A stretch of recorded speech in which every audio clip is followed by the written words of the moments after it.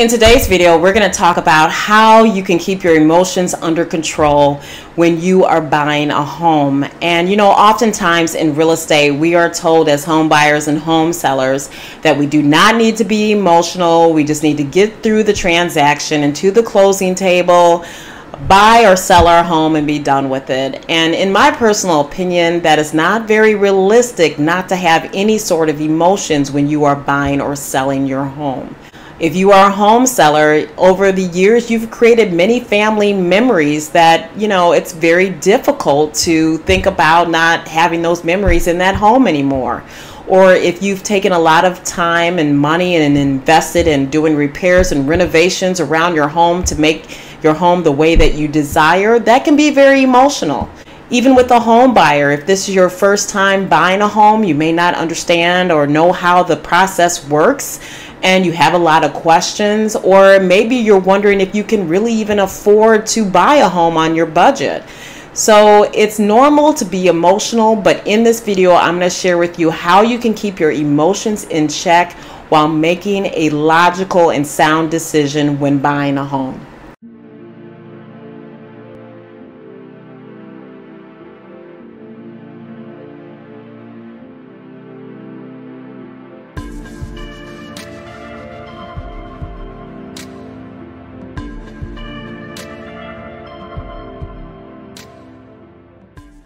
My name is Sherilyn Williams, and I'm your local Chicagoland realtor, helping you build your dreams through real estate. And if you need any help with your real estate needs here in Chicagoland, please send me a direct message. I would love to connect with you and help you get into your new home. Also, if you would please like and subscribe to my channel, not only will this support me, but it will help this information get out into the YouTube algorithm, which in turn will help other home buyers. All right, so let's get into it. Now, before you meet with any lender or realtor, I want you to sit down and to come up with a plan and strategy for your home purchase. If you are buying a home with a partner, I want you to discuss this plan, and I want you all to stick with this plan no matter what. And the first thing that I want you to discuss is how much do you want your monthly mortgage payment to be? A big mistake that many home buyers make is they come up with a purchase price amount. It's more important that you come up with a monthly mortgage payment that you will feel comfortable paying for the next 30 or so years. So right now, if you are renting an apartment or a home and your rent price is, let's say, $1,500, and you feel comfortable paying that amount every month, perhaps that's what you should have your monthly mortgage payment be when you buy a home. The second thing that I want you to do is I want you to figure out exactly what you are looking for in a home. Where do you want your home located? Do you want it to be by certain schools? How many bedrooms and bathrooms do you want in your home? Do you want a large yard or do you want no yard? I want you to decide on this before speaking to a realtor or lender so that you can have all of your boundaries and expectations in place. Now, once you have these two things in order, now is the time that you can go and speak to a lender. When you speak with your lender, you need to let them know what you want your monthly mortgage payment to be and not the home price. That lender will then in turn come up with a purchase price range for your pre-approval letter. That way you can stick to exactly what you want your mortgage payment to be. Next, once you get the pre-approval letter, you will speak with your realtor, and I want you to let them know as well that you want your monthly mortgage payment to be this certain amount. Also, you want to discuss with your realtor the have and have-nots. And your realtor, being a knowledgeable professional in your local real estate market, will know if your expectations are realistic. And if you find in any way that you have to compromise on your expectations, perhaps now is not the best time to buy, and that's okay.